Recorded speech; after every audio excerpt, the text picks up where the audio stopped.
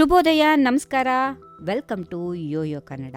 ಬನ್ನೀಗ ನೋಡೋಣ ಈ ದಿನದ ಹವಾಮಾನದ ವರದಿ. ಕರ್ನಾಟಕದಾದ್ಯಂತ ಮುಂಗಾರು ಮಳೆ ತೀವ್ರಗತಿಯಲ್ಲಿ ಆರ್ಭಟಿಸುತ್ತಿದೆ. ಕರಾವಳಿ ಮತ್ತು ಮಲೆನಾಡು ಪ್ರದೇಶಗಳಲ್ಲಿ ವರುಣನ ಆರ್ಭಟ ಎಡೆಬಿಡದೆ ಸುರಿಯುತ್ತಿದ್ದು, ಈ ಬಾರಿಯ ಮಳೆಯ ಪ್ರಮಾಣ ಅಪಾರವಾಗಿದೆ. ಭಾರತೀಯ ಹವಾಮಾನದ ಇಲಾಖೆಯ ಪ್ರಕಾರ ಜೂನ್ 23ರವರೆಗೂ ರಾಜ್ಯದ ಹಲವು ಕಡೆ ಭಾರಿ ಮಳೆಯಾಗುವ ಮುನ್ಸೂಚನೆಯನ್ನ ನೀಡಿದೆ. ಕರಾವಳಿ ಜಿಲ್ಲೆಗಳಾದ ದಕ್ಷಿಣ ಕನ್ನಡ, ಉತ್ತರ ಕನ್ನಡ, ಉಡುಪಿ, ಚಿಕ್ಕಮಗಳೂರು ಮತ್ತು ಶಿವಮೊಗ್ಗ ಜಿಲ್ಲೆಗಳಿಗೆ ರೆಡ್ ಅಲರ್ಟ್ ಘೋಷಣೆ ಮಾಡಲಾಗಿದೆ. ಕೊಡಗು, ಹಾಸನ, ಬೆಳಗಾವಿ ಜಿಲ್ಲೆಗಳಿಗೆ ಆರೆಂಜ್ ಅಲರ್ಟ್ ಹಾಗೂ ಧಾರವಾಡ, ಹಾವೇರಿ ಮತ್ತು ಮೈಸೂರು ಜಿಲ್ಲೆಗಳಿಗೆ ಯೆಲ್ಲೋ ಅಲರ್ಟ್ ಘೋಷಿಸಲಾಗಿದೆ. ಕರಾವಳಿ ಮತ್ತು ದಕ್ಷಿಣ ಒಳನಾಡಿನಲ್ಲಿ ಮಳೆಯ ಪ್ರಮಾಣ ಗಣನೀಯವಾಗಿ ಹೆಚ್ಚಾಗಿದೆ. ವಿಜಯನಗರ, ತುಮಕೂರು, ರಾಮನಗರ, ಮಂಡ್ಯ, ಕೋಲಾರ, ದಾವಣಗೆರೆ, ಚಿತ್ರದುರ್ಗ, ಚಿಕ್ಕಬಳ್ಳಾಪುರ, ಚಾಮರಾಜನಗರ, ಬೆಂಗಳೂರು ಗ್ರಾಮಾಂತರ, ಬೆಂಗಳೂರು ನಗರ, ಯಾದಗಿರಿ, ವಿಜಯಪುರ, ರಾಯಚೂರು, ಕೊಪ್ಪಳ, ಕಲಬುರಗಿ ಮತ್ತು ಬೀದರ್ ಜಿಲ್ಲೆಗಳಲ್ಲಿ ಕೂಡ ಮಳೆಯಾಗುವ ಸಂಭವ ಇದೆ. ರಾಜಧಾನಿ ಬೆಂಗಳೂರಿನಲ್ಲಿ ಮೋಡ ಕವಿದ ವಾತಾವರಣ ಇದ್ದು, ಕೆಲವು ಕಡೆ ತುಂತುರು ಮಳೆಯಾಗ್ತಾ ಇದೆ. ಆದರೆ ಮುಂದಿನ ದಿನಗಳಲ್ಲಿ ಮಳೆಯ ಪ್ರಮಾಣ ಹೆಚ್ಚಾಗುವ ಸಾಧ್ಯತೆಗಳಿವೆ.